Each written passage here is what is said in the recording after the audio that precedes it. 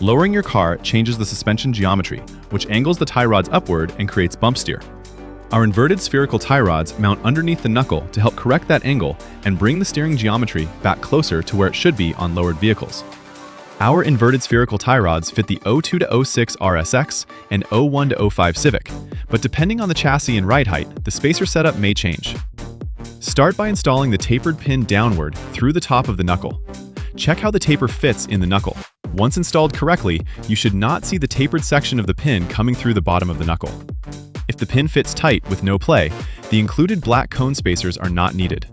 If the pin is loose or sinks too far into the knuckle, install the black cone spacer to tighten up the fitment. Make sure both the left and right sides are set up the same way. Next, install the bearing and spacers onto the pin. When installing the loose spacer, make sure the tapered side faces toward the spherical bearing so the bearing has room to move freely. Each spacer is a different thickness, and depending on your ride height, you may need to flip the top and bottom spacers to get the correct angle.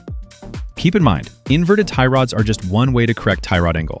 If you're already using other geometry correcting modifications, make sure you're not overcompensating. The goal is to have the tie rod sitting as flat as possible when the car is on the ground and the suspension is loaded. If your setup already corrects the tie rod angle through other parts, inverted tie rods may not be the right solution for your car. Once your spacing is set, install the castle nut and tighten everything down. Double check that there is no play, the joint is snug, and the bearing can move freely without binding. Finish by installing and bending the cotter pin through the castle nut on both sides. After installation, make sure to get the car properly aligned before driving.